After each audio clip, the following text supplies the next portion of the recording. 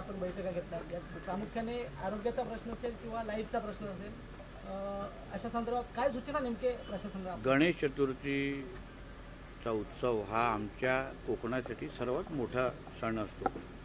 मोठ्या प्रमाणामध्ये मुंबई आणि महाराष्ट्रातून आमच्या जिल्ह्यामध्ये राहणाऱ्या ग्रामस्थांचे नातेवाईक असो, पर्यटक असो, हे आमच्या गणेश उत्सवाच्या निमित्ताने जिल्ह्यात येतात.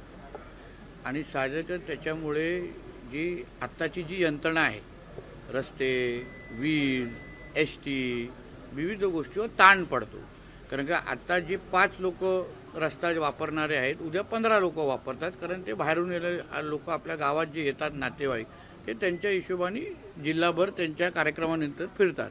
आणि म्हणून जिल्हा प्रशासन म्हणून गणेश उत्सवाच्या पूर्वतयारीसाठी जे महत्त्वाचे जे डिपार्टमेंट आहेत, त्या डिपार्टमेंटबरोबर बसणं, त्यांना काही सूचना देणं, पूर्वतयारीसाठी त्यांना कामाला लावणं, ह्यासाठी पालकमंत्री म्हणून, जिल्हाधिकारी आणि आमचे सगळे प्रमुख अधिकारी म्हणून एकत्र बसून आम्ही हा नियोजन केलेलं आहे.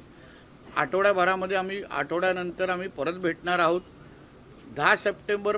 5 सप्टेंबरपर्यंत सगळी कामं पूर्ण करा असं सगळ्या जणांना आदेश दिलेले आहेत.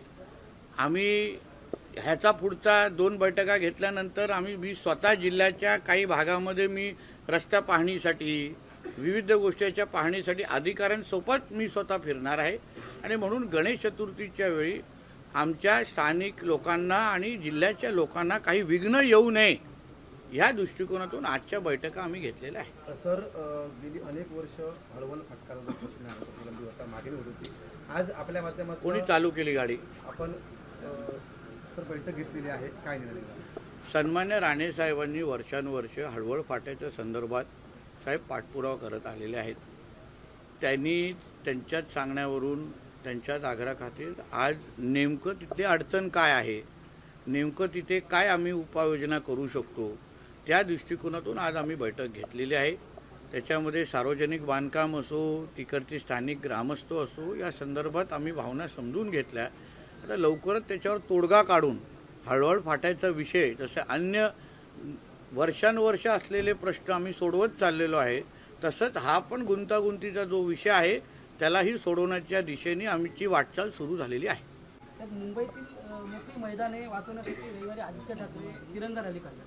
अहो, पण ह्या मोकळ्या मैदाना वर्षानुवर्ष मुंबई महापालिका ह्यांच्याकडेच होते. बहुसंख्य ह्या मैदानं ह्यांनी नाईट लाईफसाठी पण बहुसंख्य वापरलेले आहेत, महापौर बंगल्यासारखं.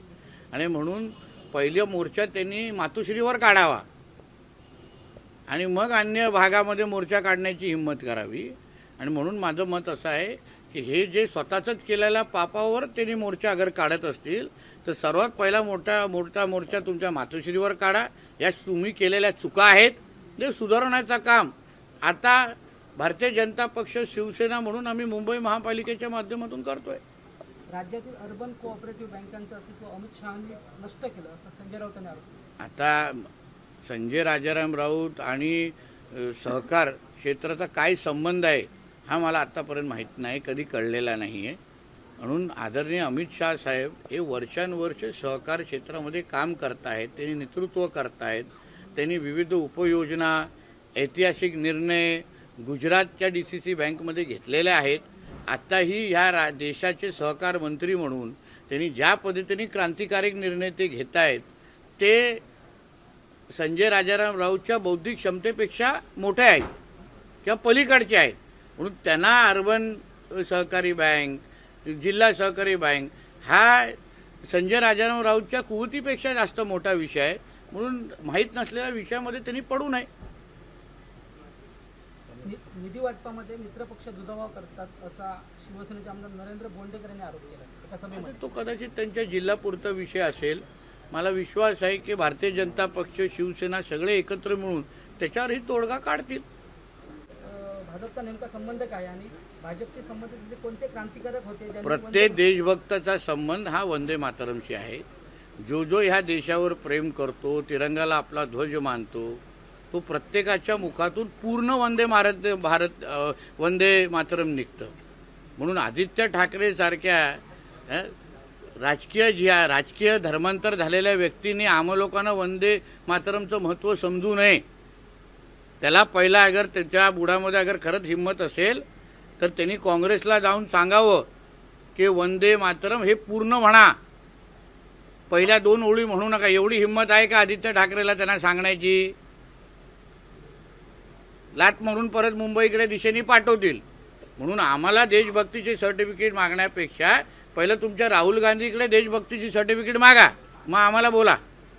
साहेब, आंबेगाव पुणे येथील पोषण आहाराचा लिखित प्रचार सोशल मीडिया दाखवल्या प्रकरणी तिथल्या अंगणवाडी सेविका आहेत त्यांच्यावरतीच कारवाई झाली आहे आणि जे अधिकारी आहेत त्यांनी त्यांना निलंबित केलं आहे. त्या बाबतीत चौकशी करू ना, नेमकं काय घटना तिथे झालेली आहे ते त्या बाबतीच्या अधिकाऱ्यांनी तिची चौकशी केल्यानंतर मी बोलू शकतो ना. तर भेसळयुक्त तेल सापडलं 10 लाखाचा दंड ठोठावणं असं तुकाराम मुंडे म्हणतात. भेसळ भेसळयुक्त तेल सापडलं, 10 लाखाचा दंड होता. मग चांगली गोष्ट आहे ना. अशाच कडक कारवाया झाल्या पाहिजे. आमच्याही सिंधुदुर्ग जिल्ह्यामध्ये असं आमच्या कानावर आलेलं आहे, जे हे काही फ्रूट विक्रेते शहरामध्ये बसतात, जे काही केळी विळी आहे ना 2-2 तासात केमिकलमध्ये बुडून विकतायत. मी इकडच्या संबंधित अधिकाऱ्याला सांगितलेलं आहे. आता कणकोलीमध्ये कोण बागबान नावाचा व्यक्ती आहे, हां, तो सगळे जे काही त्याचे खालती असलेले फ्रूट सप्लायर आहेत ना, त्यांच्या हातात जे केळी जे विकतायत ना ते 2 तासात ड्रममध्ये टाकतात आणि काढतात आणि विकतायत. मग अशा लोकांवर कारवाईच करायला पाहिजे. उद्या आमच्या जीवाशी खेळत आहेत. कॅन्सरचं प्रमाण बघा कसं वाढलेलं आहे. कुठल्या केळी 2 तासात उगवले जातात ह्याचे जरा टेक्नॉलॉजी सांगावं. म्हणून आमच्या जे संबंधित खात्याच्या माध्यमातून कारवाई होणारच, याच्यापेक्षाही कडक कारवाई होणार. लोकांच्या जीवाशी अगर कोण खेळत असेल ना तर निश्चितपणे कडक कारवाई होणार. सुनेत्रा पवारांना ज्या काही नोटीस आलेल्या आहेत ते पक्षांतर्गत आहेत. त्याच्यामागे भाजपचे काही हस्तक जे पवारांच्याच पक्षामध्ये आहेत.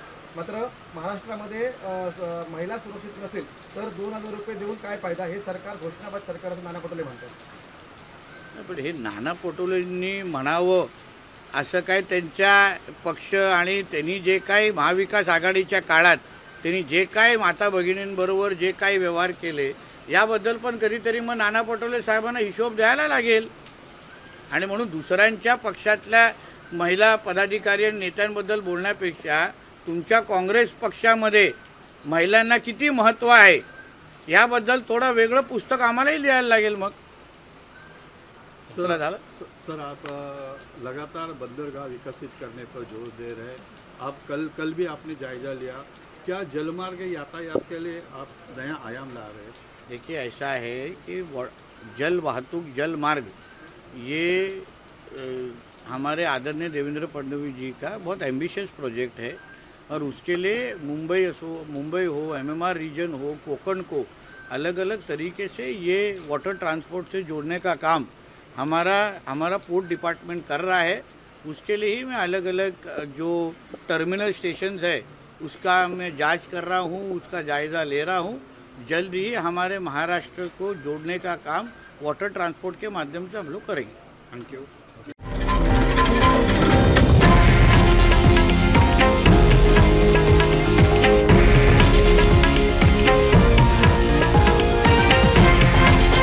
हे आहे देशातील नंबर 1 न्यूज नेटवर्क आणि आपण पाहत आहात TV9 मराठी, एकमेव.